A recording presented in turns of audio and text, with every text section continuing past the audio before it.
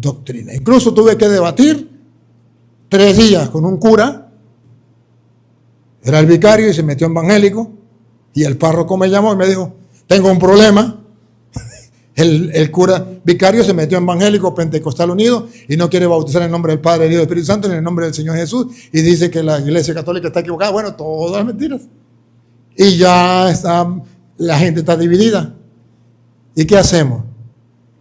¿Será que usted, padre, acepta debatir con él? Le digo, claro, dígale si él quiere, yo debato con él, no hay problema. Vaya en la paz. Los curas me daban la paz y decían, por si es la última vez, porque usted es hombre muerto. Usted es hombre muerto, usted no sale vivo de aquí.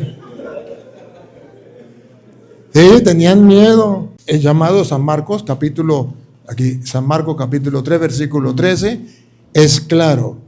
Usted busca, como el tiempo es corto, vamos a mirar primero el llamado, cuando Jesús llama.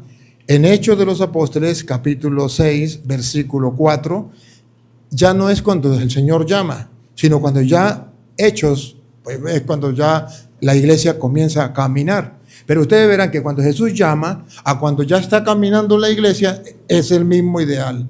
No han perdido el horizonte. Que nosotros lo perdamos después, con mucho tiempo adelante, es otra cosa. Pero entonces usted me lee San Marcos capítulo 3, versículo 13. Usted me lee Hechos de los Apóstoles, capítulo 6, versículo 4. Y vamos a comparar el comienzo, cuando Jesucristo llama, y el comienzo de la iglesia, cuando ya Jesús no está, y comienzan a trabajar, que es los Hechos de los Apóstoles, lo que ellos hicieron para enseñarnos a nosotros qué tenemos que hacer. Ven. Yo le tengo el micrófono. 13. No, 3:13. Okay. Subió al monte y llamó a los que él quiso. ¿Llamó a quién? Si ustedes están aquí es porque Dios los llamó, porque Él quiso.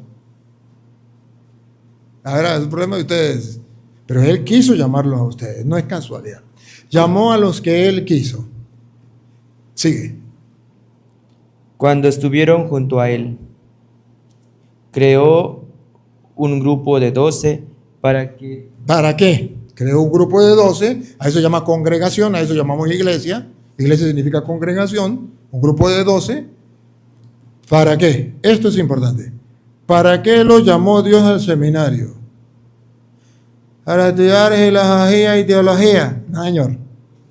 Eso es parte, eso es el complemento, pero eso no es la columna vertebral.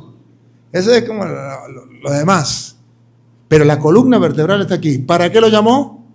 Para que estuvieran con él. Primero, para que estuvieran con él. O sea, que en el seminario, si ustedes no hacen oración, y si ustedes no están con él a solas en la oración, y más todavía en la adoración al Santísimo, personalmente, para ahí vamos, perdieron el tiempo. Se equivocaron, se montaron en el transporte que no era. Primero, para estar con él. El seminario, ustedes y yo sabemos, tiene un horario desde que se levanta hasta que uno se va a acostar.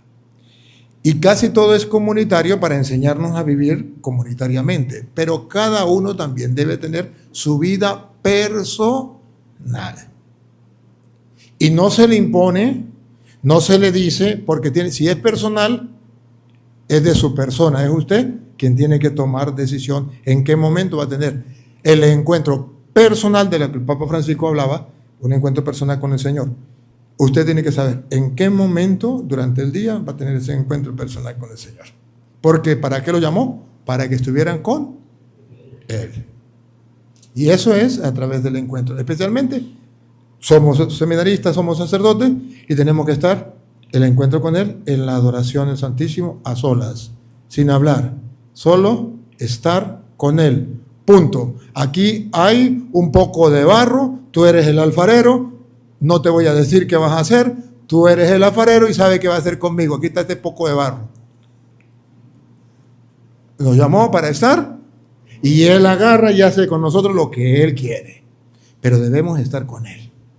De modo que el seminarista que no tenga tiempo para estar con el Santísimo a solas, No porque lo diga la comunidad, porque eso sería oración comunitaria y eso es de la comunidad para el crecimiento de la comunidad, para el crecimiento personal. El que no haga eso, un día se va a quemar como sacerdote, va a pensar de que se equivocó, que lo suyo era casarse, que a lo mejor usted no vale la pena, perdió todo, se quemó.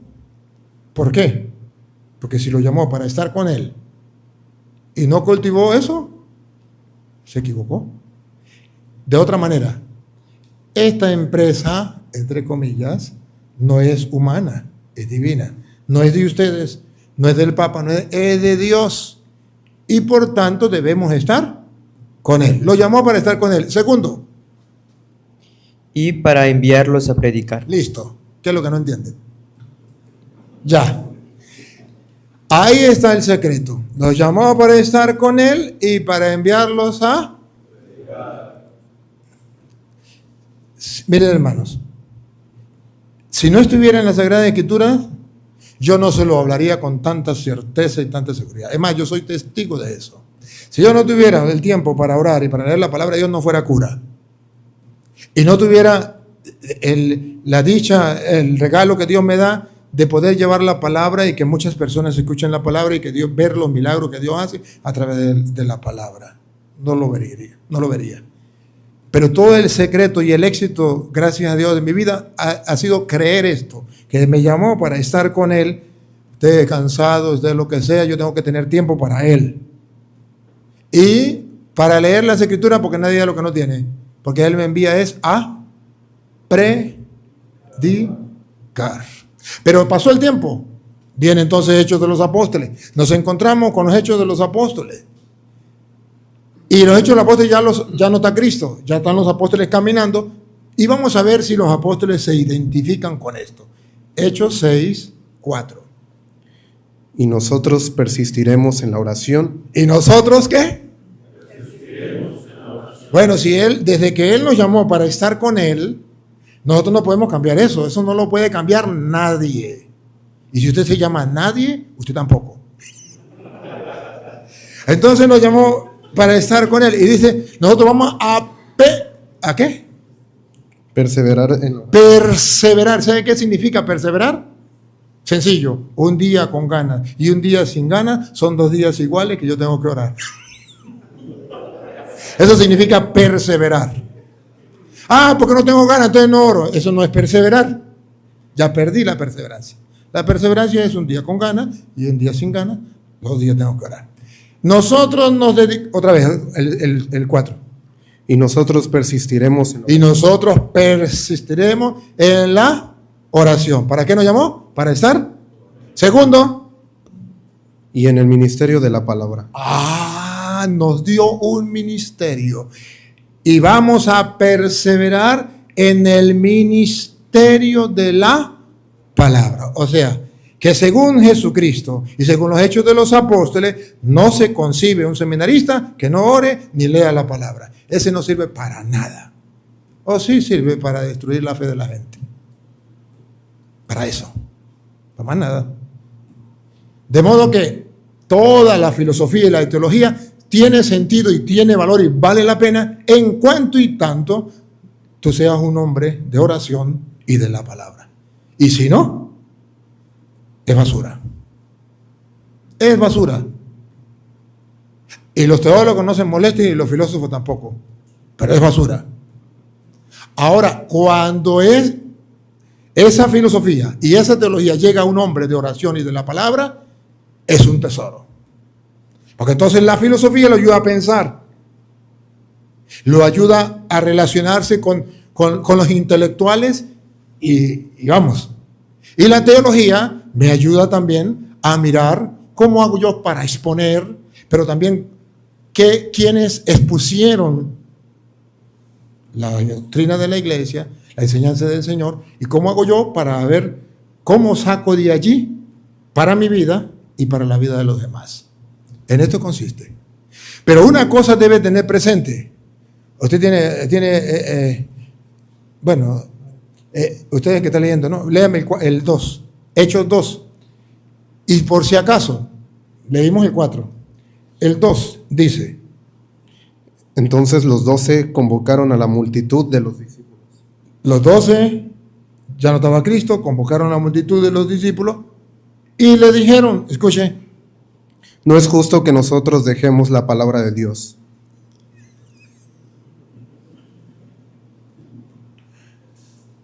¿qué le dijeron? No es justo que nosotros dejemos la palabra de Dios. Mientras tanto, usted va buscando San Lucas, capítulo 10, busque el versículo 41. Otra vez, No es justo que nosotros dejemos la palabra de Dios. no es justo que un seminarista, que un sacerdote, deje la palabra de Dios. Por ningún motivo. Para servir a las mesas. Ah, pero es que estoy muy ocupado, que tengo muchas cosas que hacer, a mí qué me importa. Eso es secundario. Lo primario es la palabra de Dios. Miren, hermanos, no vengo a hablarles con palabras mías de yo, porque si son palabras mías de yo, pues ¿de qué les sirve? Soy un mortal igual que ustedes. Vengo a mostrarles con capítulo y versículo lo que Dios dice, por eso ustedes dicen palabra de Dios, te alabamos, Señor. Porque es la palabra de Dios, y si es la palabra de Dios es para que yo la escuche y para que yo la tome en cuenta, porque si yo la escucho y no la tomo en cuenta, ese sí es un gran problema. Ese sí es un gran problema. Y ahí está la crisis que hay dentro de la iglesia. ¿Que la iglesia tiene crisis? Sí.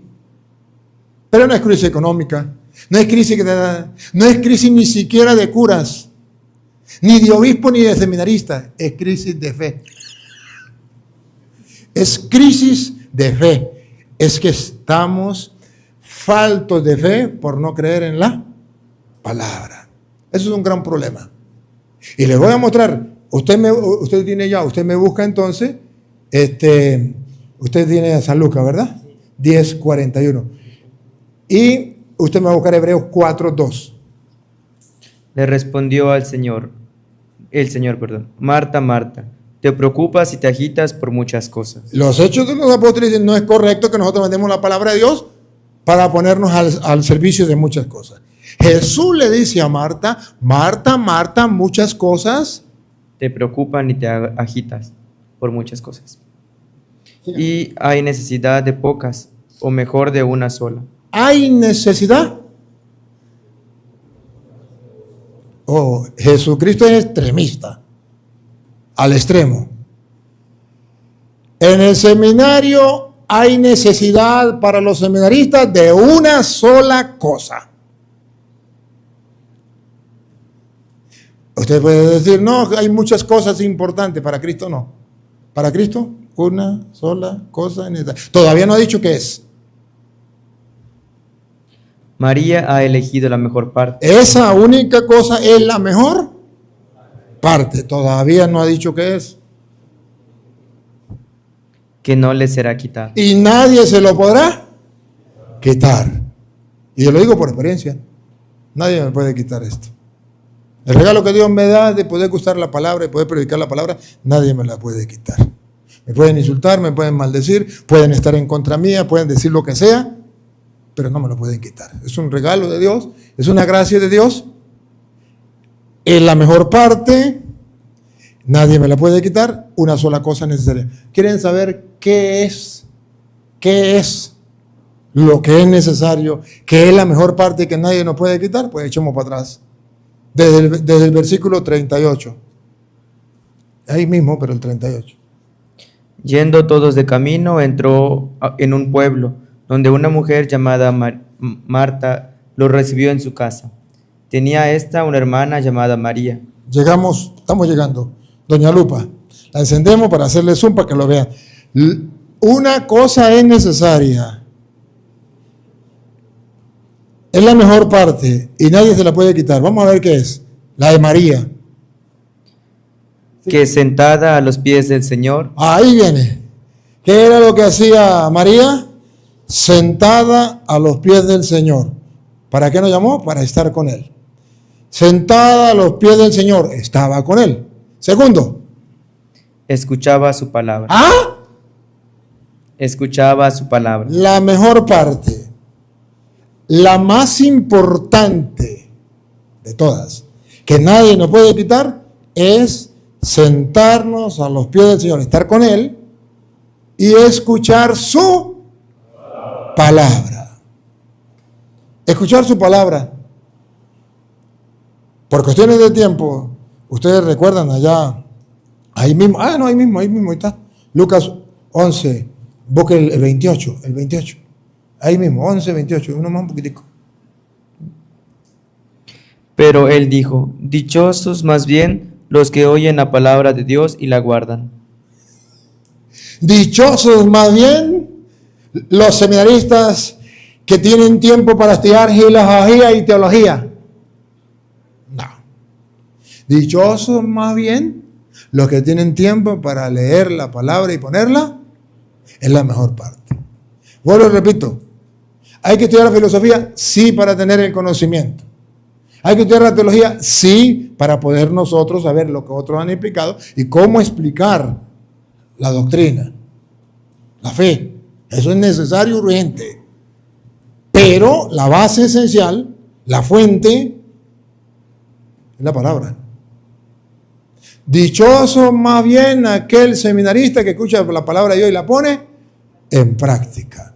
Entonces, muchachos, yo vengo a decirles a ustedes, no pierdan del tiempo, no gasten su juventud, su vida en el seminario, haciendo otras cosas que no sea lo más importante, lo más esencial, lo que puede salvarlos a ustedes y que puede salvar a la humanidad. Porque ahorita van a ver la importancia de eso. Pero tenemos un problema. El problema es el que dice Hebreos capítulo 4, versículo 2.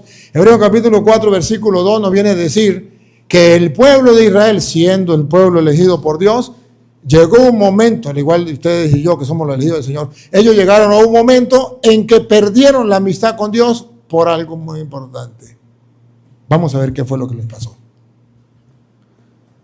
Porque también a nosotros se nos ha anunciado la buena nueva como a ellos. El pueblo de Israel, el pueblo elegido de Dios, se le anunció la palabra de Dios como a nosotros. Ahora escuchen esto. Pero no les aprovechó el oír. Pero no les aprovechó. Esto es lo que yo quiero que no pase en ustedes en el seminario. Pasaron por el seminario y no les aprovechó. No les aprovechó El oír la palabra, por no ir acompañada de fe. No les aprovechó el oír la palabra. ¿Por qué? Por no ir acompañada de fe. Porque no quisieron creer en la palabra. Dice 1 de Tesalonicenses, capítulo 2, versículo 13. O sea que aquí dice la palabra de Dios que aquellos escucharon la palabra de Dios, pero no les sirvió de nada porque no quisieron creer en la palabra. ¿Se les anunció? Sí, pero no quisieron creer en la palabra. ¿Y cómo se debe creer en la palabra? Según dice 1 de Tesalonicenses, capítulo 2, versículo 13.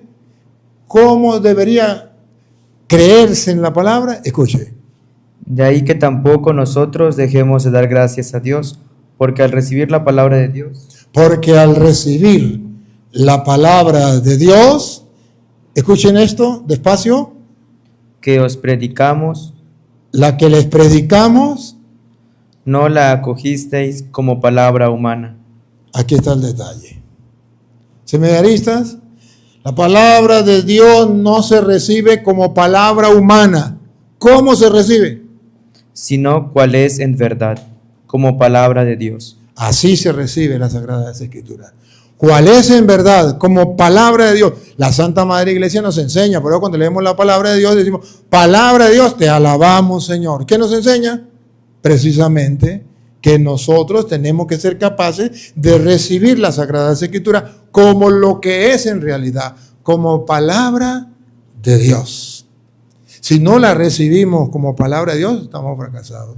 Si la recibimos como palabra de Dios, Santiago capítulo 1, versículo 21, Santiago 1, 21, surge un efecto en nosotros, un efecto grande, si la recibimos como palabra de Dios. Si no la recibimos como palabra de Dios, apague y vamos, muchachos, perdimos el tiempo. ¿Cuál es el problema del seminario? ¿Cuál es la tentación del seminario? Leer las Escrituras como cualquier libro de historia o como cualquier libro de estudio o como cualquier materia pero no como palabra de Dios. Ahí está el fracaso del seminario. Y es un fracaso. Y digo un fracaso porque muchos sacerdotes y muchos seminaristas leen la palabra de Dios, pero no creen lo que dice ahí. Y ya. No, es que no hay que ser tan extremista. Es que tampoco hay que tomárselo de pecho. No. La palabra de Dios está ahí porque es el mensaje que Dios nos da, porque es una lámpara para nuestros pasos, es una luz en el sendero, dice el Salmo 119, 105. Nosotros nos podemos iluminar por ella. Si la tomamos como palabra de Dios, dice, ¿qué pasa? Por lo cual, desechando toda inmundicia y abundancia de malicia, podemos comenzar a desechar toda inmundicia, toda cosa mala. recibid con mansedumbre la palabra implantada. Entonces recibimos con mansedumbre la palabra implantada, la palabra de Dios, como palabra de Dios, no como de hombre, que surge un efecto en nosotros, escuche. La cual puede salvar vuestras almas. ¿No les dice nada? ¿Otra vez? La cual puede salvar vuestras almas. ¿No les dice nada? La palabra de Dios te puede salvar, me puede salvar mi alma. Y no solo eso, sino además puede salvar a muchas personas. Por eso San Marcos capítulo 16, versículo 15, ustedes verán que la tarea que Jesús le da a la iglesia no es otra. Si la palabra de Dios puede salvar nuestras almas, San Marcos capítulo 16, versículo 15, si la palabra de Dios puede salvar almas, entonces, con razón, Jesús nos llamó para que estuviéramos con Él y para enviarnos a predicar. Con razón, dijeron los apóstoles, no es correcto que abandonemos la palabra de Dios para dedicarnos a otras cosas. Nosotros nos dedicaremos a la oración y a la palabra de Dios. Con razón, dijo Jesús, una cosa es necesaria, es la mejor parte, nadie se la puede quitar. Dichoso el que escucha la palabra de Dios y la pone en práctica. Con razón, porque tiene poder para salvar nuestras almas.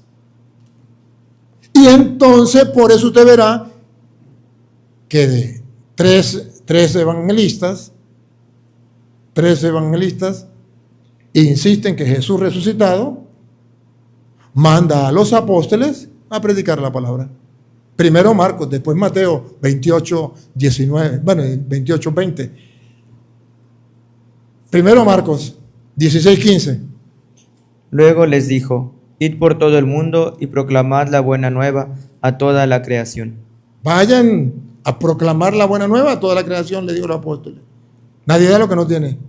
Y miren que el que la tome la palabra de Dios como palabra de Dios, que es en realidad y no como palabra de hombre, se salva y puede salvar a otros. Escuche. Entonces, el que crea y sea bautizado se salvará, el que no crea se condenará.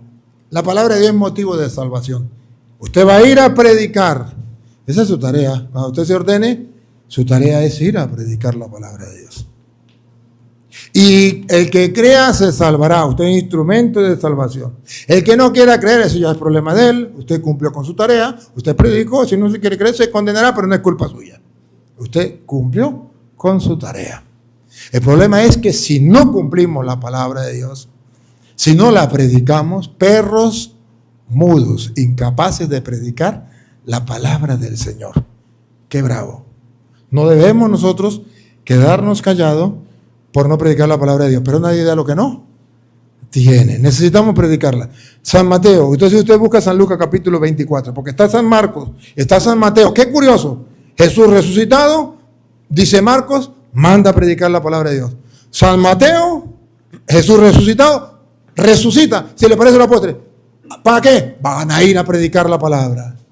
Marcos, van a ir a predicar la palabra. Lucas, van a ir a predicar la palabra. Y Juan también, pero Juan lo dice de otra manera y si quiere lo vemos también. Enseñándoles que guarden todas las cosas que os he mandado. Jesús dice que la tarea es enseñar a la gente todo lo que Él ha enseñado. ¿Otra vez? enseñándoles que guarden todas las cosas que os he mandado. Entonces vamos a ir a enseñar al pueblo. ¿Qué vamos a enseñar? Que tenemos que guardar la palabra del Señor tal y como Él lo ha enseñado, sin cambiarla, así como el Señor la ha mandado. Como lo dice San Lucas, capítulo 24, San Lucas en el capítulo 24, en el versículo 25, les da duro a los de Emaús. ¿Qué le dice? Capítulo 24, versículo 25. Él les dijo: qué poco perspicaces sois, y qué mente más tardía tenéis para creer todo lo que dijeron los profetas. Esa traducción no me gusta mucho, porque esas palabras casi no las entiendo, pero les está reclamando la palabra. Si quieren, busquen la traducción esa, Lucas 24, 25. Otra vez escuchemos esta traducción. Qué pocos perspicaces sois. Esa palabra casi no nos dice nada. ¿Otra vez? Qué poco perspicaces sois, y qué mente más tarda tenéis para creer. Para creer, venga por acá. Esta traducción es más clara. Entonces él les dijo: oh insensatos y tardos de corazón, para creer todo lo que los profetas han dicho. Oh insensato, es así me gusta. Es así como que la entiendo. Oh insensatos y tardos de corazón para creer lo que dicen las Escrituras. Y entonces Jesucristo se toma la molestia de enseñarlo, y en el capítulo 44, en el versículo 44, cualquiera de los dos, en el versículo 44, Jesús se toma la molestia, venga usted, en el versículo 44 y 45, se toma la molestia de decirle cómo es que tenemos que leer las Sagradas Escrituras. ¿De qué manera? Y entonces les abrió el entendimiento para que entendieran las Escrituras. ¿Cómo? Escuche. Después les dijo: lo ocurrido confirma las palabras que os dije cuando todavía estaba con vosotros. Jesús les está diciendo: lo ocurrido confirma las palabras que yo le dije a ustedes cuando estaba con ustedes. ¿Qué nos está diciendo? Que nosotros, si no creemos que lo que Jesús dijo se tiene que cumplir al pie de la letra, somos insensatos y tardos de corazón para creer lo que dice la Sagrada Escritura. Entonces, ¿qué tenemos que hacer? Siga. Es necesario que se cumpla todo lo que está escrito en la ley de Moisés. Es necesario que se cumpla. Así se lee las Escrituras. Yo leo las Escrituras y sé que es necesario que se cumpla. Todo lo que está en las Escrituras es necesario que se cumpla, es palabra de Dios y yo tengo que creerla. En los profetas y en los salmos acerca de mí. Entonces abrió sus mentes para que comprendieran las Escrituras. Les abrió el entendimiento para que comprendieran las Escrituras. Hasta ahora eran tardos, insensatos y tardos de corazón para creer la Escritura. ¿Por qué? Porque no sabían que todo lo que estaba escrito, exactamente estaba escrito para que nosotros lo creyéramos así y como estaba. Por eso San Juan, capítulo 20, versículo 30, San Juan 20, 30, viene a decirnos que precisamente todo eso se escribió con un motivo. Porque Juan también dice, ¿para qué eran las Escrituras? Lo dice San Marcos, lo dice San Lucas, lo dice San Mateo, pero lo dice San Juan, Juan 20, 30. Hizo además Jesús muchas otras señales en presencia de sus discípulos, las cuales no están escritas en este libro. Ajá, ahí viene este pedacito, escuche.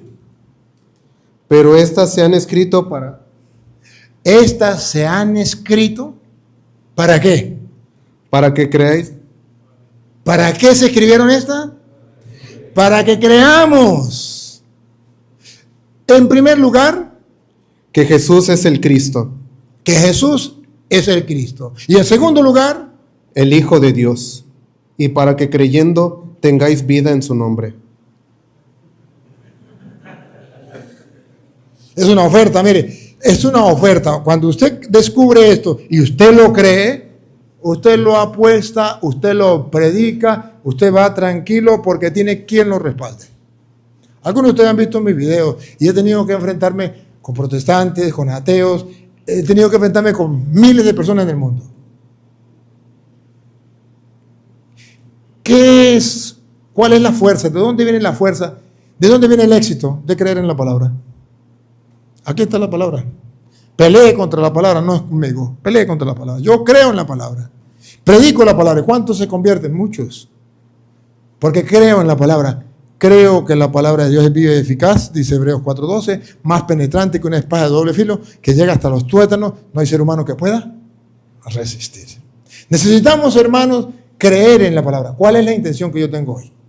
La intención de hoy es decirle a usted, tenemos la palabra de Dios que nos puede salvar.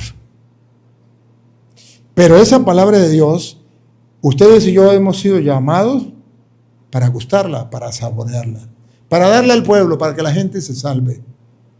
Pero si no la gustamos, nadie da lo que no tiene. Por eso ustedes verán que Ezequiel capítulo 3, versículo 1, Ezequiel le va a decir en el capítulo 2, Dios la manda a predicar, 2:3, pero vamos a hacer al revés. Vamos a leer 3:1 en adelante y después nos vamos a 2:3, al revés, para entender mejor el mensaje. En el 3, ¿cómo dice esta? Que esta no sé cómo dice Ezequiel 3:1 en adelante. Ezequiel 3:1 nos viene a decir en castellano, nadie da lo que no tiene. Si usted y yo vamos a predicar la palabra de Dios, tenemos que primero comérnosla nosotros. Escuche. Luego me dijo, hijo de hombre, come lo que se te ofrece. Come este rollo y ve luego a hablar a la casa de Israel. Ahí también dice rollo, dice el libro. Dice rollo. Rollo. Cómese ese rollo. ¿Se acuerda que antes existieran rollos? ¿O ustedes no estaban con eso?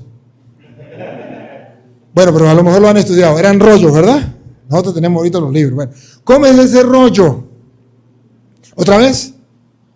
Come este rollo y ve luego a hablar a la casa de Israel.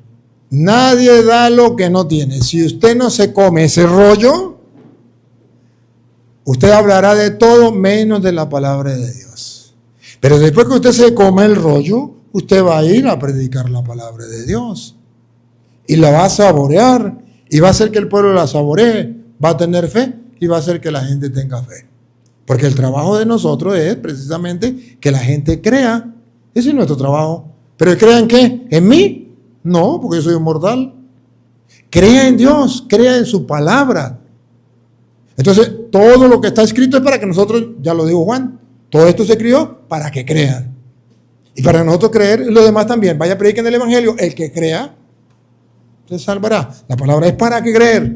Y al creer, alcanzamos la salvación. Ese es nuestro trabajo. O sea que usted y yo estamos cooperando con Dios para la salvación de la humanidad. Para eso nos llamó el Señor. Y ese es nuestro ministerio. Y ese es nuestro trabajo. Comes el rollo y vete a predicar. Pero antes, en el capítulo 2, versículo 3 de Ezequiel, usted me busca Amós 8:11. Mire, observen que antes de ir a predicar, le dice, usted va a ir a predicar, pero ¿usted con qué se va a encontrar? No se va a encontrar con como monjitas de esas, de las, ¿cómo es? La Madre Teresa de Calcuta. No. Se va a encontrar con unas joyitas. Y nosotros, los que ya nos ordenamos sacerdotes y andamos por el mundo, nos damos cuenta que es verdad. Escuche. Y me dijo, hijo de hombre, yo te envío a los hijos de Israel. Yo te envío a los hijos de Israel. A gentes rebeldes. Este es el problema. Por eso tenemos que prepararnos. Por eso tenemos que aprender que somos simplemente instrumentos de Dios y que nosotros no vamos a hacer otra cosa sino siervo. A mí lo que más me gusta es esa frase. Siervo inútil soy. He hecho únicamente lo que tenía. Muchachos, eso tienen que aprendérselo ustedes. En el camino de la vida nosotros comenzamos, yo quiero cambiar el mundo, yo quiero convertir el mundo, yo quiero, yo como seminarista y como cura, yo quiero sí transformar el mundo entero. No. A eso no le toca. Eso le toca a Dios. Usted simplemente haga lo que tiene que hacer y Dios hará lo demás. Usted haga lo posible y Dios hará lo imposible. Yo cuando comencé a trabajar en la palabra de Dios, yo sufría mucho porque yo quería que la gente se convirtiera. Y la gente no se convertía y yo sufría. Y después que me puse a darme cuenta que el trabajo mío no era que la gente se convirtiera, sino predicar la palabra de Dios, pare de sufrir. Ya, listo. Yo ya voy y predico donde me den la oportunidad. Aquí me dieron la oportunidad, le predico. Que ustedes crean o no crean, pregúntenme si me importa. La gente no entiende cuando yo digo eso, pero es la manera de expresar que se convierta o no se convierta, eso no depende de mí. De mí depende cumplir la misión. Vaya y prediquen el evangelio a toda criatura. Esa es la misión y la estoy cumpliendo. Ya que se convierta o no se convierta, eso ya es cuestión de él.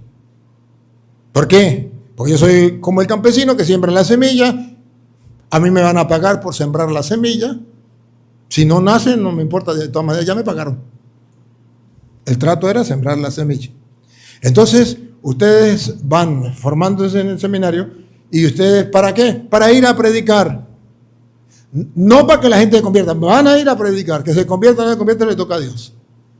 Pero le toca a usted leer la palabra, orar y dejar que Dios haga su trabajo. Entonces cuando me encuentro, me doy cuenta que una persona vio un video y se convirtió. Y digo, magnífico, ¿no? Cuando ni siquiera la conocía en una parte del mundo y se convirtió. Qué magnífico. Da su testimonio. Y digo, bueno, ni lo sabía. Pero antes que estaba preocupado a ver cuántos se convertían, sufría. Porque quería que la obra fuera mía. Cuando me di cuenta que la obra no era mía, que era de Dios, paré de sufrir.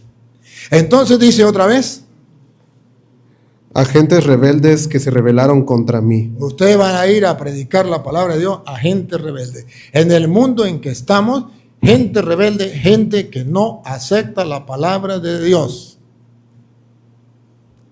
No solamente en la parte exterior de los ateos, no solamente en la parte exterior de los evangélicos, sino incluso dentro de la iglesia, que es el dolor más grande.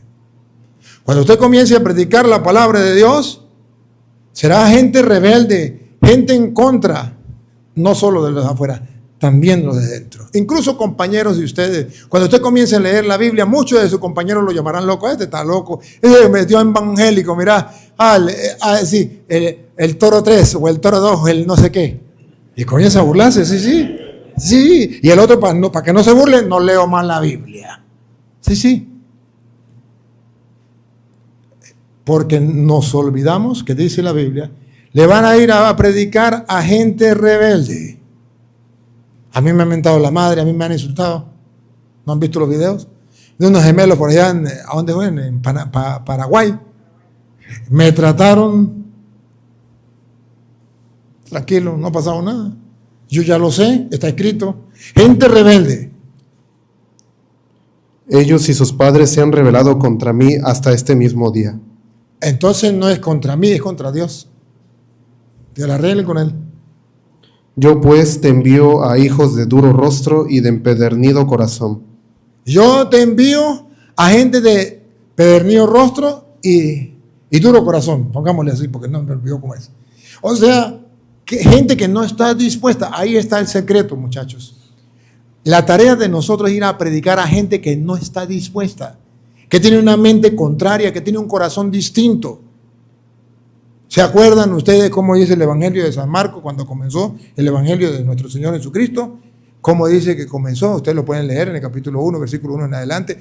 Comienzo del Evangelio de Jesucristo, y dice que Juan comenzó a predicar el Evangelio en el desierto. ¿Saben qué predicar en el desierto? Sequedad total, corazón duro, mente dura, gente incrédula, pero no importa. Juan comenzó a predicar en el desierto y comenzó a la gente a donde iba Juan en el desierto a predicar. Qué bonito, ¿no? Y nosotros no queremos predicar en el desierto. ¿Dónde queremos predicar nosotros? Donde todo el mundo nos escuche, donde todo el mundo esté de acuerdo con nosotros, donde nadie nos lleve la contraria, donde todos nos aplaudan. ¡Ay, qué maravilla!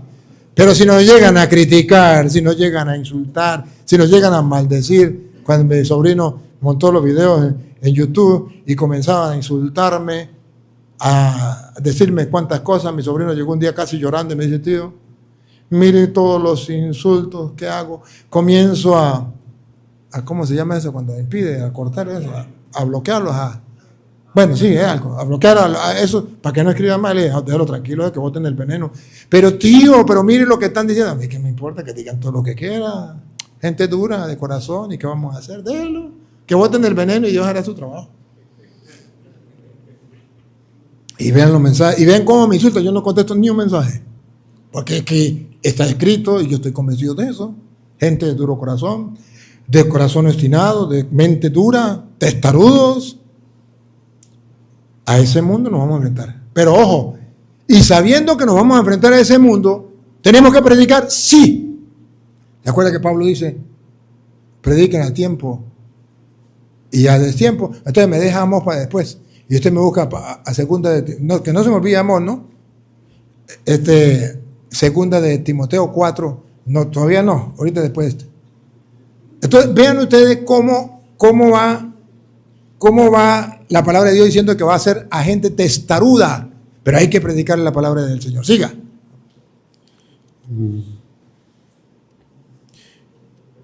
Y les dirás, así ha dicho Jehová el Señor. Listo. ¿Que son testarudos? Sí. ¿Que tienen cabeza dura? Sí. ¿Duro corazón? Sí. ¿Y entonces qué voy a hacer? Le dirá, así dice el Señor. Esta es la palabra de Dios. Punto. Escuchen lo que viene, atención. Aquí yo quiero llegar. Atención. ¿Acaso ellos escuchen? Pero si no escucharen, porque son una casa rebelde. Siempre conocerán que hubo profeta entre ellos. ¿Escucharon? Ustedes van a ir y están convencidos que son de cabeza dura, testarudos, corazón duro, que te escuchen. Usted va a ir a predicarle la palabra de Dios. Que te escuchen o no te escuchen, a ti no te importa. Lo único que debe importarte es que yo te envié y que el mundo debe tener un profeta mío que le predique la palabra. A Dios lo único que le importa es que ustedes y yo prediquemos la palabra de Dios. Punto. No nos importa más nada. Y yo he tenido éxito, bendito sea el Señor, porque eso es lo que a mí me importa. Yo voy a predicar la palabra de Dios. En ocasiones he llegado a lugares donde el primero que está es el obispo. Y ahora está el obispo que bueno. Que está el gobernador, que está el guerrillero, que está el narcotraficante. Perdóneme. Esté quien esté, yo voy a predicar la palabra de Dios. Si le gusta, si no le gusta, pregúntenme si me importa.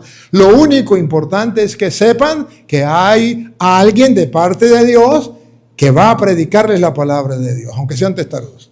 De un profeta llegó a la Ciudad de México, Ciudad de México, ¿no? Ciudad de México, y comenzó y se paró allá en la plaza central de Ciudad de México, o mejor en Cancún, ¿no? En Cancún. Mejor en Cancún, porque estamos en Cancún, ¿no?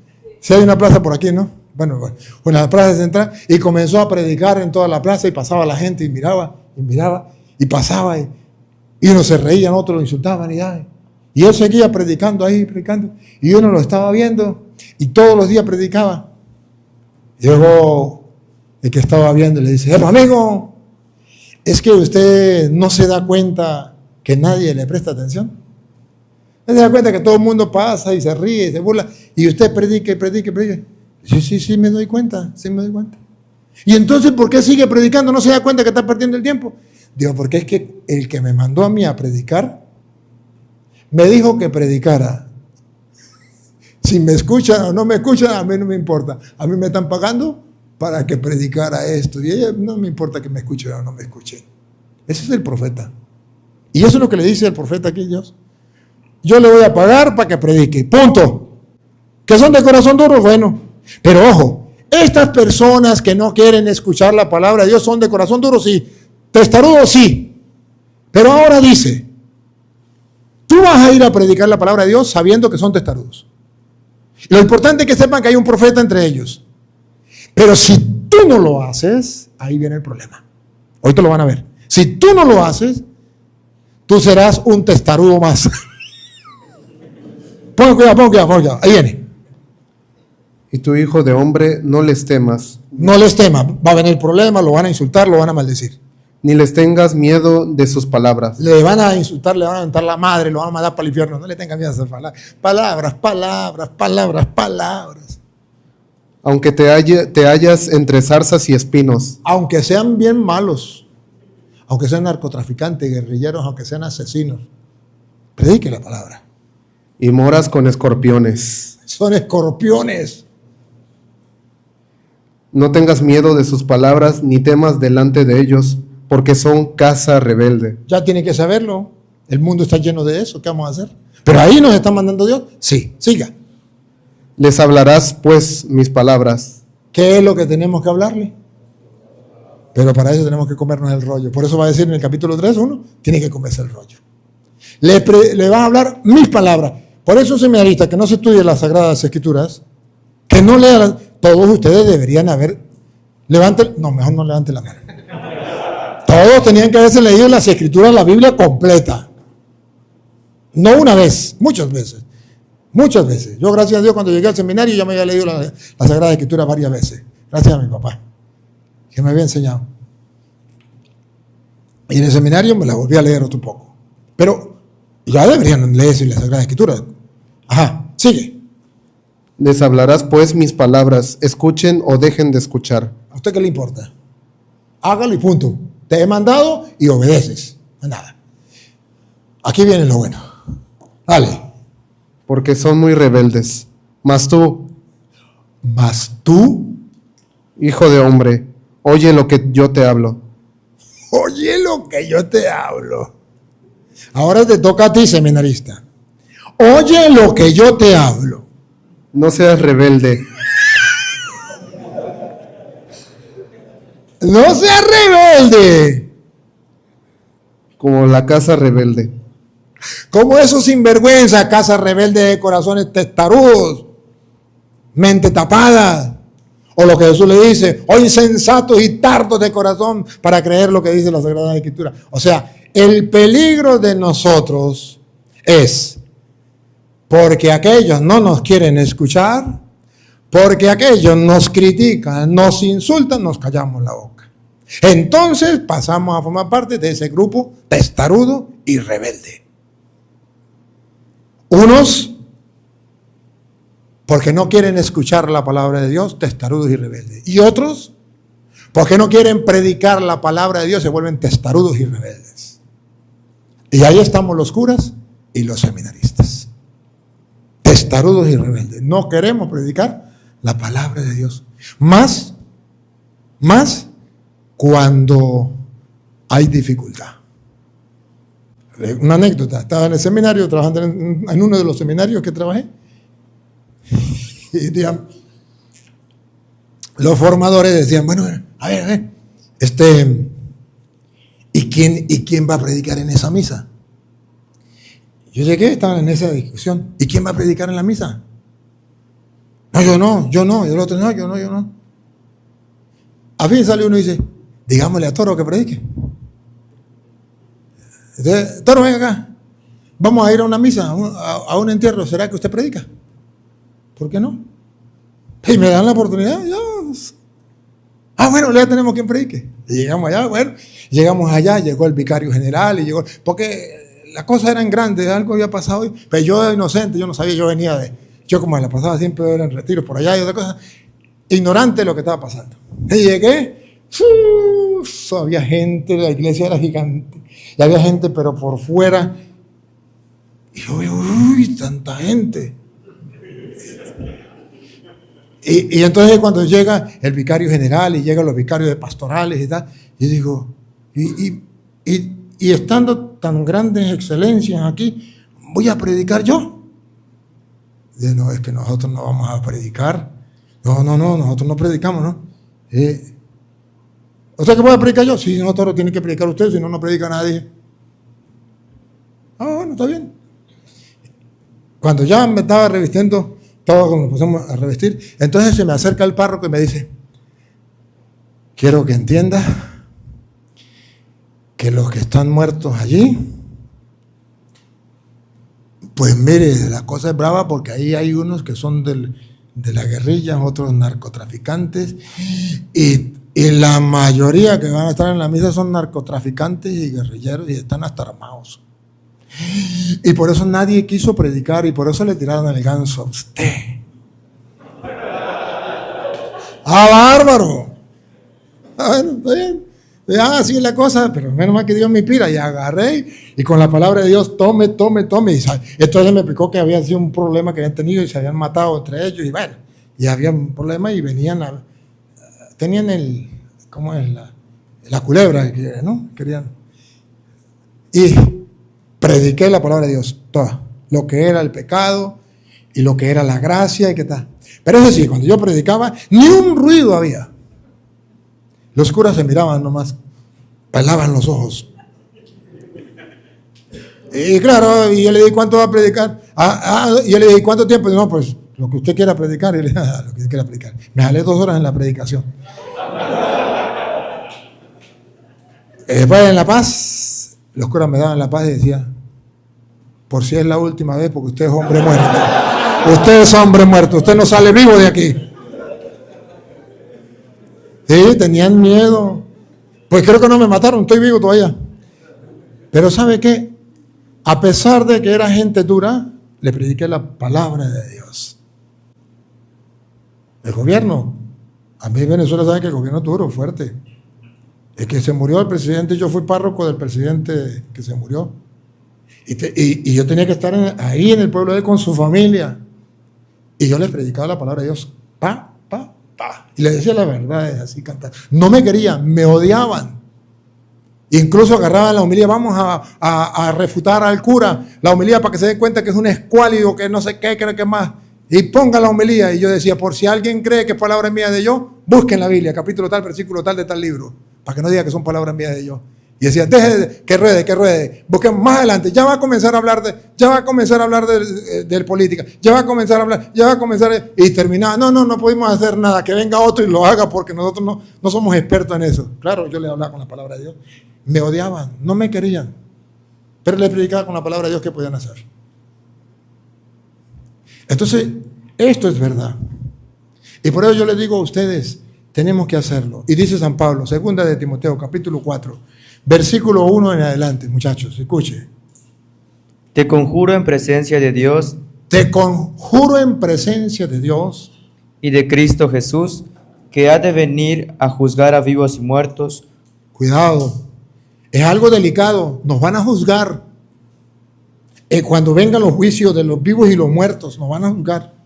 Por su manifestación y por su reino, proclama la palabra. A usted y a mí nos van a juzgar si proclamamos o no la palabra, si predicamos o no la palabra. A otros lo van a juzgar por otra cosa, pero a usted y a mí el encargo es, vaya y prediquen el evangelio a toda criatura. Ese es el encargo. No lo hicieron, yo me lavo las manos. Hoy se lo canté y se lo mostré con la palabra de Dios. Y vamos a ser juzgados por eso, seminaristas. Otra vez, lo último. Proclama la palabra de Dios. Insiste a tiempo y a destiempo. A tiempo cuando nos quieren escuchar, a destiempo cuando nos mientan la madre, cuando no nos quieren escuchar. Reprende. Hay que reprender. Amenaza. Hay que amenazar. Exhorta. Hay que exhortar. Con toda paciencia y doctrina.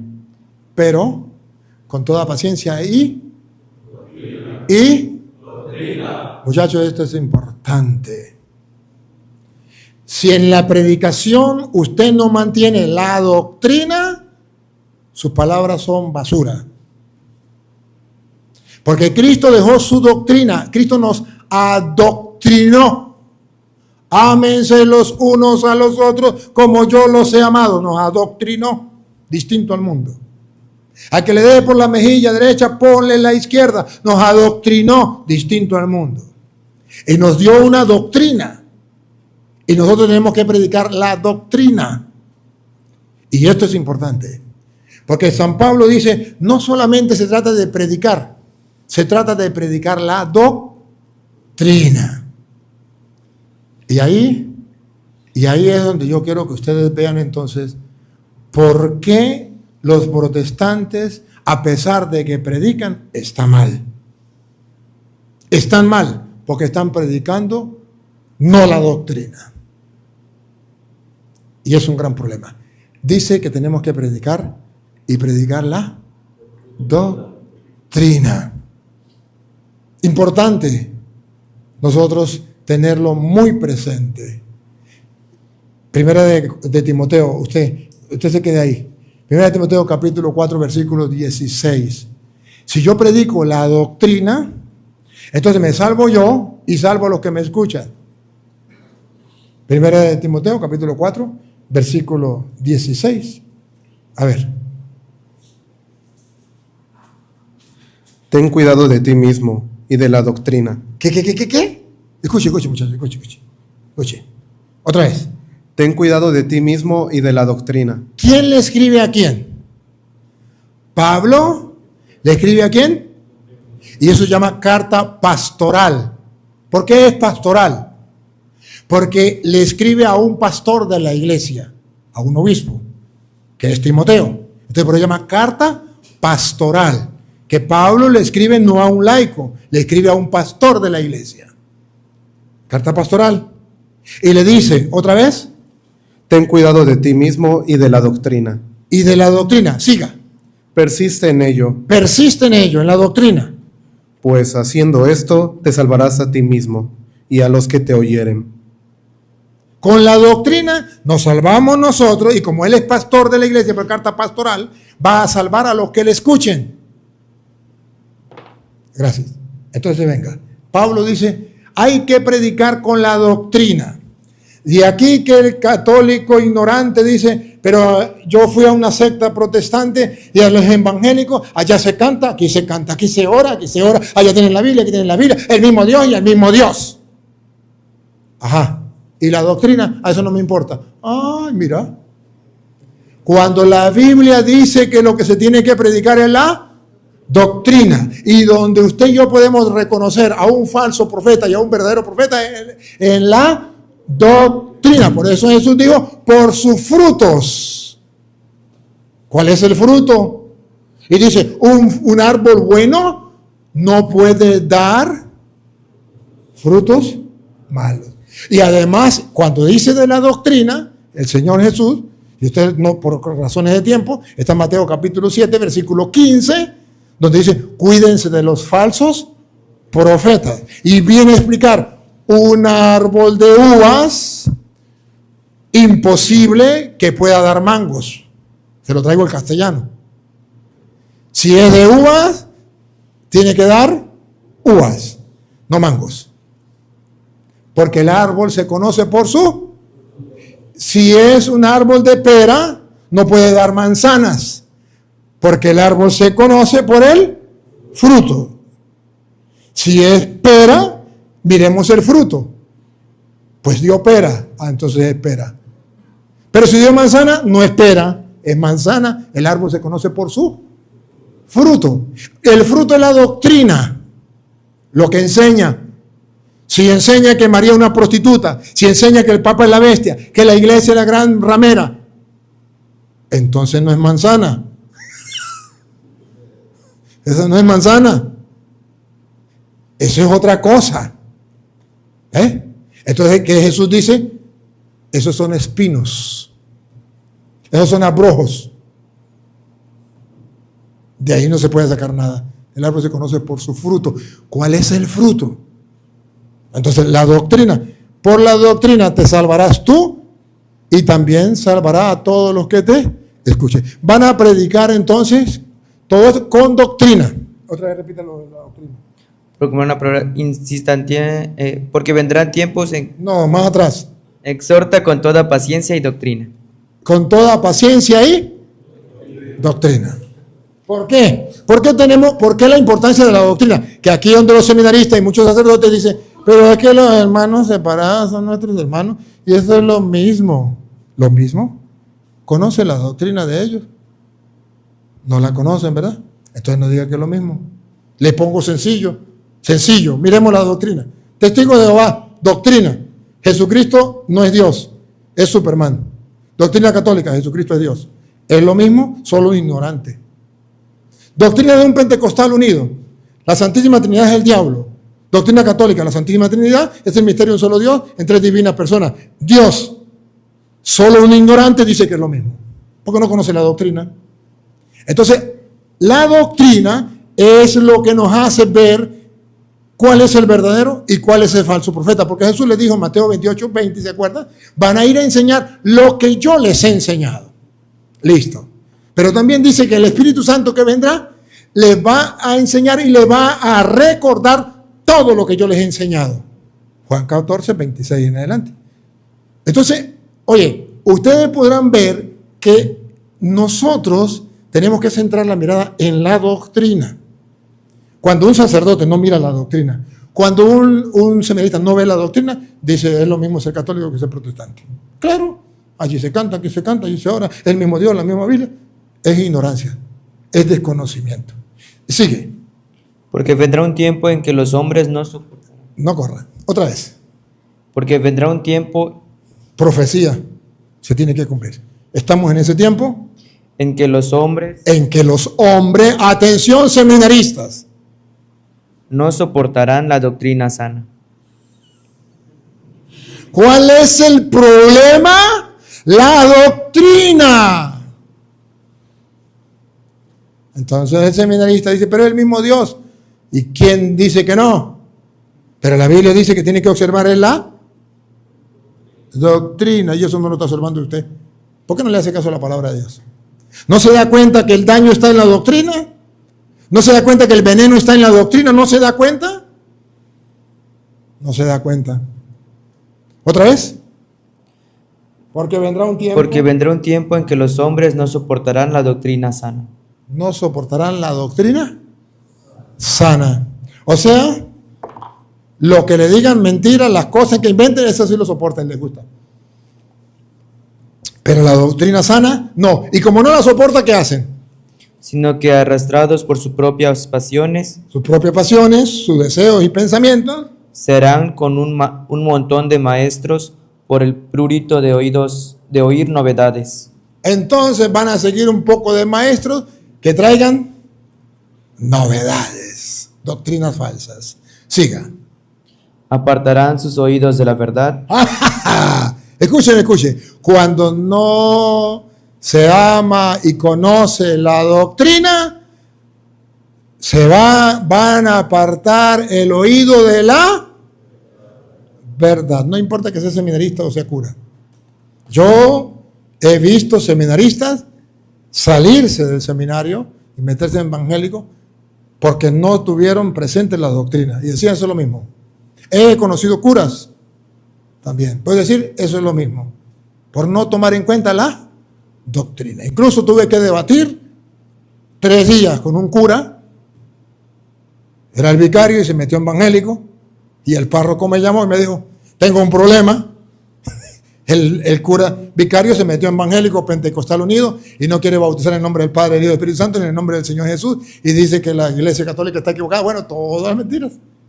Y ya la gente está dividida. ¿Y qué hacemos? ¿Será que usted, padre, acepta debatir con él? Le digo, claro, dígale si él quiere, yo debato con él, no hay problema. Yo tenía una escuela de Biblia en una comunidad y le dije, tengo tal día, tengo viernes, sábado y domingo, que vaya. El hombre, el párroco, habló con el vicario. Él le dijo, sí, dile que sí, pero que yo no voy vestido de cura y que no diga que yo soy cura. Con ese trato, yo le dije, perfecto. Yo tenía casi 1000 personas en la escuela de Biblia. Y le llevé. Eso fue una escuela fantástica. Era debatir con un pastor protestante. Pero ese, cuando yo fui formador del seminario, él no quiso ir a los estudios bíblicos, porque decía que eso era lo mismo, y que eso era tontería, y que eso era pelear con los evangélicos, que no. Ese, cuando era seminarista, no quiso asistir a las enseñanzas. Ahora venía a debatir conmigo, que había sido su formador, que él no quiso escuchar. No quiso ir a las enseñanzas. Y le hablaba con el rector y el rector decía, no se le puede obligar, porque si no los otros curas que no lo quieren a usted van ante el obispo y me sacan a mí, yo no quiero que me saquen de rector. Usted da clases de Biblia a escondidas. El que quiera ir a escondidas. Yo iba a dar clases en el seminario, donde yo era director espiritual y era formador. Tenía que dar clases de Biblia a escondidas. Entonces él fue y debatimos 3 días. Toda la doctrina protestante la tenía metida aquí, bien metida. La católica no la conocía, porque nunca quiso estudiarla. Y tome, deme. Eso fue espectacular. Terminamos el domingo, 3 días, ¿no? 3 días. ¿Ya le habían contaminado la mente o no? Cuando terminamos me dijo, padre, gracias. Gracias, esto no lo sabía. Le dije, sí, cuando era seminarista no quiso saberlo. Y se dejó engañar. Digo, pero gracias a Dios, hoy lo conocí. Llegó allá y le dijo al párroco, perdóneme, estaba equivocado. Y volvió y retomó. Y sigue siendo cura. Pero retomó. Yo lo he vivido. Oye, por no tomar en cuenta la doctrina. Y ahora escuche. ¿Por qué no? Porque es que a mí no me gusta pelear con los evangelios. Porque la Biblia no se hizo para pelear. Porque la fe no es para pelear. Ya un momentico. Dale. Tú en cambio, están llevando el hilo, ¿no? Allá predica la palabra a tiempo y a tiempo con doctrina, porque veamos un tiempo en que los hombres no soportarán la sana doctrina y serán con maestros falsos, que novedades. Tú en cambio, seminarista, pórtate en todo con prudencia. Pórtate todo con prudencia. Soporta los sufrimientos. Soporta los sufrimientos que le vendrán. Realiza la función de evangelizador. Ahí viene. Realiza la misión de... Para eso Dios, misión es una tarea, es un encargo que Dios le dio. Desempeña a la perfección tu ministerio.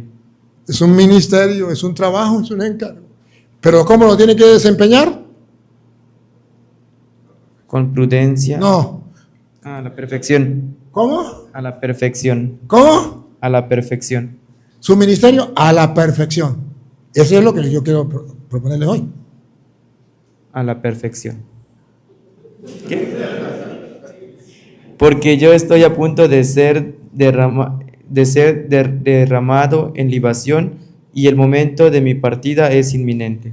Ya casi estoy para morir, me dice Pablo. Siga. He participado en una noble competición. En una noble competición. He llegado a la meta en la carrera. He llegado a la meta en la carrera. He conservado la fe. He conservado la fe. Y desde ahora me aguarda la corona de la justicia, que aquel día me entregará el Señor, el justo juez. He mantenido la pelea en el combate. He llegado hasta la meta. He conservado la fe.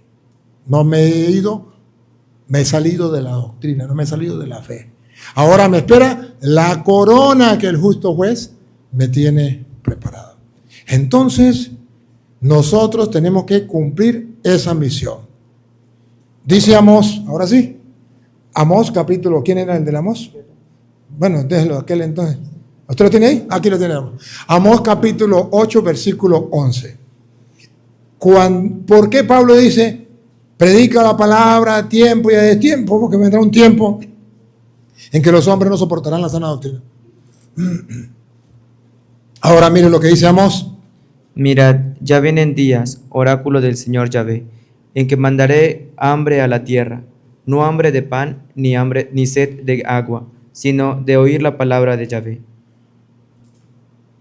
Que el mundo va a tener hambre y sed no de pan ni de agua, sino de la palabra de Dios.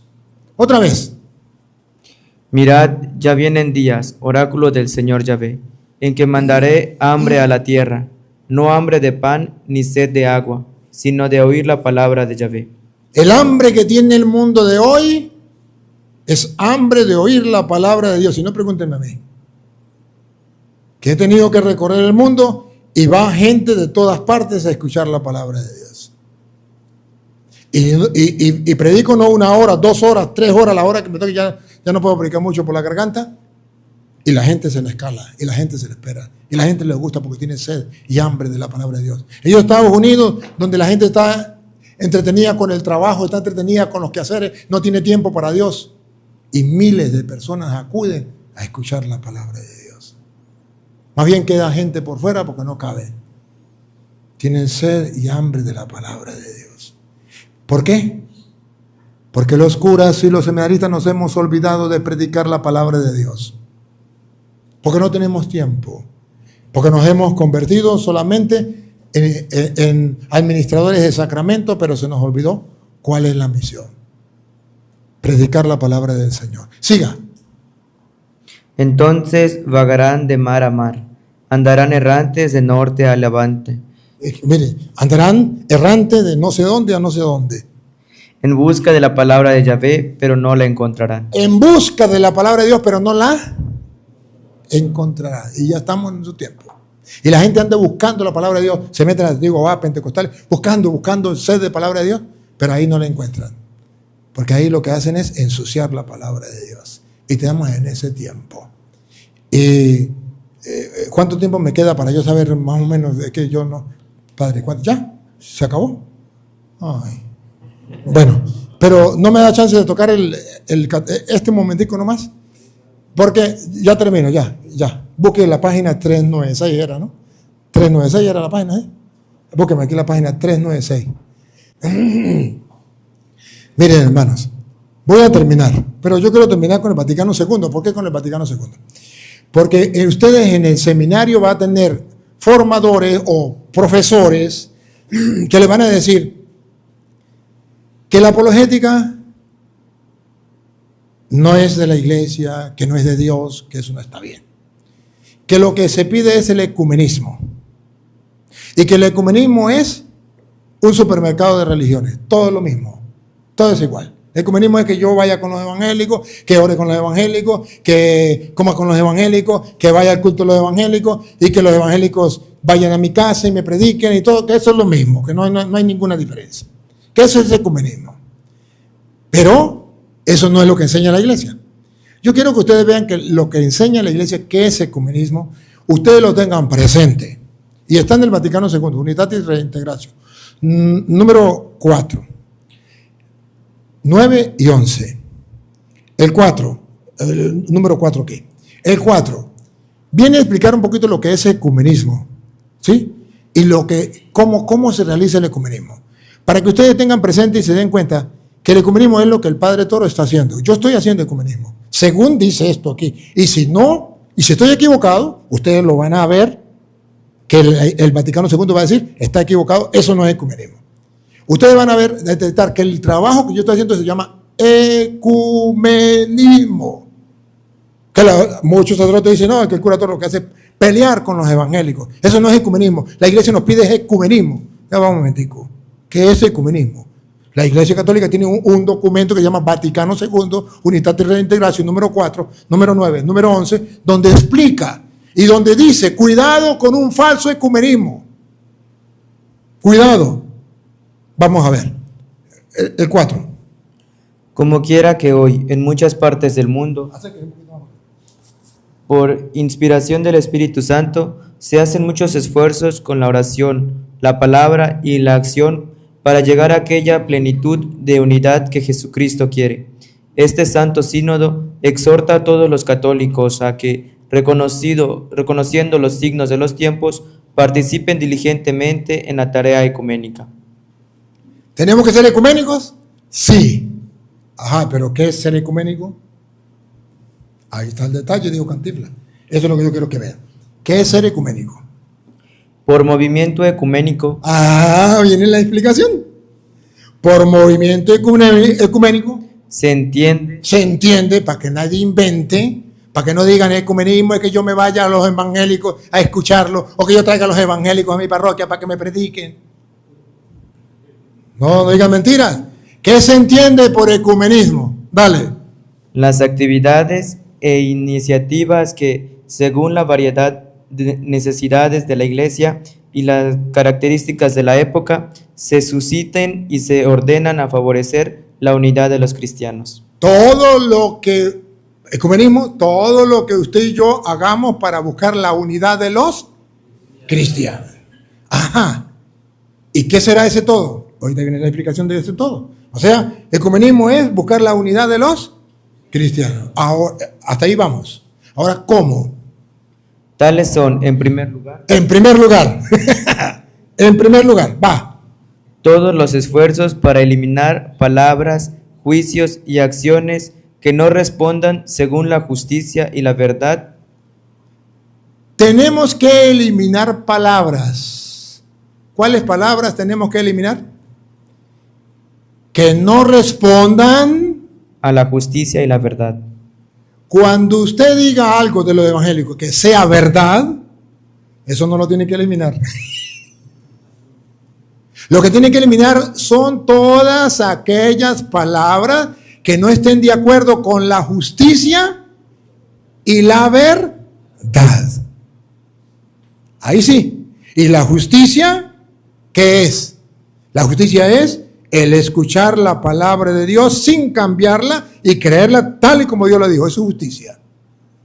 A Dios lo que es de Dios y al César lo que es del César. Entonces, cuando usted dice los evangélicos están cambiando la palabra de Dios, eso no es mentira. Eso es verdad. Cuando dicen los protestantes están equivocados cuando dicen que la Virgen María no es virgen, que es una mujer cualquiera, eso es verdad. Esas palabras no las puedo eliminar porque las palabras que tengo que eliminar son las que van en contra de la justicia y de la verdad. Por eso, algunos dicen que yo lo que hago es pelear con los evangélicos porque les digo la verdad y no les puedo decir la verdad, pero aquí dice que tengo que eliminar toda palabra, pero las que van a favor de la verdad y la justicia no. Por eso yo a los evangélicos yo no los insulto, yo no les miento la madre, yo les digo la verdad, eso sí, porque aquí el Vaticano II, documento de la iglesia, me pide que podamos hablar con ellos. A la condición de los hermanos separados, y que por lo mismo hacen más difíciles las relaciones mutuas con ellos. En segundo lugar, segundo lugar, el primero es eliminar palabras que no estén de acuerdo con la justicia y la verdad. En segundo lugar, ¿qué es ecumenismo? En las reuniones de los cristianos de diversas. En segundo lugar, ecumenismo es que en las reuniones de los cristianos De diversas iglesias o comunidades. De diversas iglesias y comunidades, ¿están siguiendo? O sea, diversas sectas. Organizadas con espíritu religioso. Organizado con espíritu religioso, que si ustedes han visto los videos, eso es lo que yo hago. ¿Qué se tiene que hacer? El diálogo entablado entre peritos bien preparados. ¿Qué es ecumenismo? Que se reúnan los cristianos católicos y los cristianos evangélicos y se entable un diálogo. ¿No es eso lo que yo hago? Vean los videos. Pero no lo puede hacer si usted no está preparado. Dice que tiene que ser Peritos bien preparados. peritos bien preparados. Ah, el ecumenismo no es que yo diga todo lo que los evangélicos digan. Amén, amén, sí, no. El ecumenismo es que ellos se reúnan, los católicos, se reúnan los evangélicos y vamos a un diálogo. ¿Quiénes? Peritos preparados. No puede ser personas no preparadas porque va a quedar mal la iglesia. Tiene que ser personas preparadas, peritos preparados. Ah, que conozcan la doctrina, que conozcan la Biblia. Repítalo. En segundo lugar, en las reuniones de los cristianos de diversas iglesias o comunidades organizadas con espíritu religioso, el diálogo entablado entre peritos bien preparados, en el que cada uno explica con mayor profundidad la doctrina de su comunidad. ¿Qué explica cada uno? La doctrina. ¿No han visto que yo los dejo primero a ellos hablar y después hablo yo? ¿O primero hablo yo y después hablan ellos? Ellos explican la doctrina y yo explico la doctrina. ¿No lo han visto? Y dicen que yo lo que hago es pelear con los evangélicos. No, eso está mandado, ordenado por la Santa Madre Iglesia Católica en el Vaticano II, Unitatis Redintegratio, número 4. Y ya verán que entre los maestros de los seminarios, no sé aquí, no los conozco mejor, pueden decir Que a todos les gusta pelear con los evangélicos. Que uno no tiene que tener apologética, sino que es ecumenismo. Y ecumenismo es decirle amén a todo lo que digan los protestantes. No, señor. A las pruebas me remito. Si no está en el Vaticano II, no me crean. Siga. Y presenta con claridad sus características. Y presente con claridad. Esto es así, esto es así. Las características de su doctrina, cada uno. Dejarlos hablar a ellos y hablar nosotros. Y que el pueblo escuche. Siga. Porque por medio de este diálogo, todos adquieren un conocimiento más auténtico y un aprecio más justo de la doctrina y de la vida de cada comunidad dialogante. Nos conocemos, ellos nos conocen a nosotros y nosotros los conocemos a ellos. Listo, siga. Además, consiguen las comunidades una mayor colaboración en aquellas obligaciones en pro del bien común que exige toda la conciencia cristiana, y en cuanto es posible, se reúnan unánimes en la oración. Y en cuanto sea posible, con algunos no es posible. En cuanto sea posible, sí. Finalmente significa que ya estamos terminando, ¿verdad que sí? Gracias a Dios. Finalmente, muchachos, finalmente, subráyenlo, ojalá agarren cada uno del Vaticano II y subráyenlo. Porque llegamos a la miel del caramelo. Finalmente, ecumenismo, primero es evitar palabras que no sean de la verdad y justicia. Segundo, ecumenismo es que se reúnan cristianos evangélicos, cristianos católicos y se dialogue peritos expertos para que se exponga la doctrina con toda claridad y la gente se conozca que enseña uno y que enseña a otros. Y en última instancia, ecumenismo es su fidelidad a la voluntad de Cristo sobre la Iglesia y cómo es debido emprenden animosamente la tarea de renovación y de reforma. Cuando se explica la doctrina, cada uno busca la verdad y busca la tarea de la reforma. Siga. Todas estas actividades, cuando sean realizadas prudentes y pacientemente por los fieles de la Iglesia Católica, bajo la vigilancia de los pastores, contribuyen a la justicia y a la verdad, a la concordia y a la colaboración, al espíritu fraterno y a la unión. Tiene que estar de acuerdo el obispo, con el permiso del obispo, ¿verdad? Siga. Para que por este camino... ¿Cuál es la finalidad del ecumenismo? Para que por este camino, despacio, poco a poco, superando los obstáculos, superando todos los obstáculos, porque con la palabra de Dios se muestra la doctrina, superamos los obstáculos que impiden la perfecta comunión eclesiástica, todos los cristianos, evangélicos y católicos, respiren profundo porque aquí viene, se congreguen en la única celebración de la Eucaristía. ¡Ah! ¿Que nos vayamos al culto protestante? No, ecumenismo es que con el diálogo, con la exposición de la doctrina clara, los protestantes se den cuenta de su error y terminemos todos los cristianos creyendo en la Eucaristía y celebrando la Eucaristía, el único culto que puede salvarnos, que dejó Jesucristo en el Nuevo Testamento, eliminó el antiguo culto, dice Hebreos capítulo 10, versículo 8 y 9 y 10, y estableció este último. Entonces todos los cristianos vamos a cumplir el único culto que estableció Cristo, habiendo eliminado el antiguo. Eso sí es ecumenismo. Cuando les ponemos la doctrina a los evangélicos para que se den cuenta que tenemos que llegar al culto verdadero, que es la Eucaristía de todos los cristianos. Como la primera comunidad de Hechos 2:42, de Hechos 27, de 1 de Corintios 16:2. ¿Cómo era el culto? La Eucaristía. Sigue. O repita lo último. Por este camino.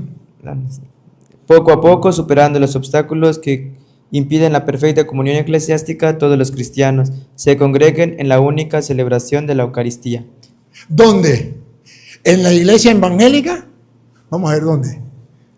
Para aquella unidad de la una y única iglesia que Cristo... Ya, despacio, esto es un caramelo que no se come así, papito. Esto es un caramelo que se come, se saborea. Otra vez. para aquella unidad de la Para aquella unidad, ecumenismo es buscar la unidad. Primero en la Eucaristía. Segundo, de la una y única iglesia de la una, y si no entiende qué es una, única iglesia, que Cristo concedió, no. ¿Que Cristo que Cristo concedió desde el principio. concedió? Concedió, sí. Ah, bueno, concedió. Bueno, que Cristo fundó, pues. Ajá, la una y única iglesia que Cristo nos concedió, pues, a los cristianos. Desde el principio a su iglesia, y que creemos que subsiste indefectible en la iglesia católica. ¿Qué es ecumenismo? Según la iglesia, no según Petronilo o Pánfilo. A mí qué me importa lo que diga Petronilo o Pánfilo. Me importa lo que diga la iglesia. Ecumenismo es donde cada uno de nosotros nos preparemos como peritos expertos, como seminaristas expertos en la palabra de Dios y en la doctrina de la iglesia, para que reunidos en protestantes, no importa del culto que sea, y podamos exponer la doctrina para que ellos se den cuenta su error y puedan darse cuenta que el culto que Cristo quiere es la Eucaristía, pero que no puede ser fuera de la una y única iglesia que fundó Cristo, y que nosotros creemos que existe sin error, indefectiblemente, en la iglesia católica. ¿Qué es lo que no entienden? Pero Petronilo dice que ecumenismo es irme al culto protestante. Dame pruebas. ¿Dónde dice la iglesia eso? Dame pruebas. Y como tarea para la casa, no voy a leer el 9, porque ya se acabó el tiempo. Le leo el 11 porque es donde dice cuidado con un falso irenismo, con un falso ecumenismo. El 11. Un poquito más para acá. Prometo terminar. La manera y el sistema de exponer la fe católica no debe... Otra vez, ¿no? Aquí no me corra porque es cortico y es rapidito.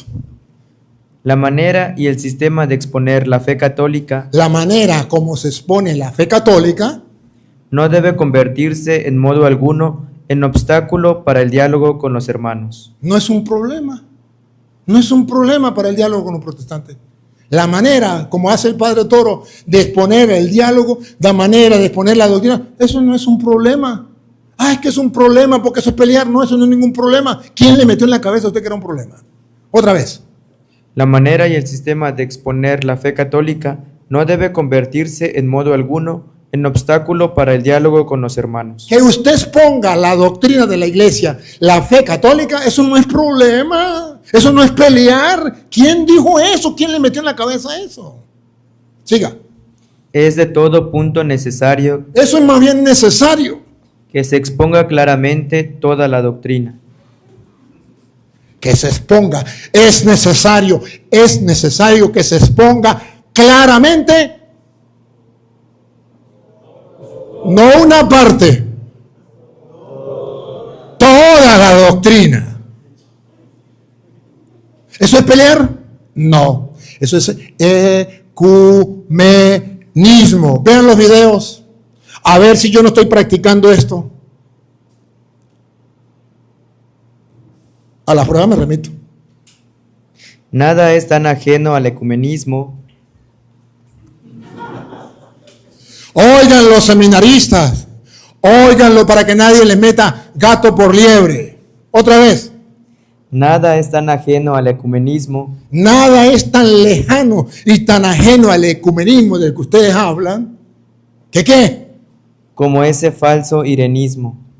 Que el falso irenismo. ¿Saben qué es el falso irenismo? Búsquenlo, tarea para la casa. Se lo voy a decir para que ustedes lo confirmen y cuando lo encuentren usted va a decir el cura estaba diciendo verdad. No tengo tiempo para buscarlo ahorita por internet, pero usted lo puede buscar por internet. Falso irenismo significa que para no herir a los evangélicos, mejor me quedo callado y no digo nada. Para que no se molesten. Porque hay que tener caridad. Porque hay que tener tolerancia con ellos. Eso se llama falso irenismo. Búsquenlo, escríbenlo, búsquenlo. Y cuando ustedes lo lean, verán si estoy diciendo verdad o mentira. No hay nada tan lejos del ecumenismo que el falso irenismo. No les digo la doctrina, no les digo la verdad para que no se hieran, para que no se molesten. Eso es lo más lejano del ecumenismo, pero eso es lo que hoy se predica en la iglesia. He escuchado curas, he escuchado seminaristas decir que ese es el verdadero ecumenismo. No exponer la doctrina, no decir la verdad para que no se molesten. ¿Pero qué enseña la iglesia? Yo prefiero creerle a la iglesia. No hay nada más lejano al ecumenismo, repítalo. No es tan ajeno al ecumenismo, nada es tan ajeno al ecumenismo como ese falso irenismo que daña la pureza de la doctrina católica. Claro, si no la expone, daña la pureza de la doctrina católica. Y oscurece su sentido genuino y definido. Oscurece, porque si usted no la expone, ¿cómo van a descubrir cuál es la doctrina? Siga. Pero al mismo tiempo hay que exponer la fe católica con mayor profundidad y con mayor exactitud. Ese es el verdadero irenismo. San Ireneo, él exponía con claridad la verdad, aunque le doliera a quien le doliera. Entonces nosotros tenemos que exponer con claridad. Ese es el ecumenismo. Si no les gusta, si les hiere, si les molesta, pero después se pueden convertir. Con forma y lenguaje que la haga realmente comprensible a los hermanos separados. Hay que exponerla y que los hermanos separados la comprendan. Ese es el trabajo que yo hago. ¿A algunos no les gusta? Pregúntenme si me importa. Pero yo he tratado de mostrarle a ustedes por qué lo hago.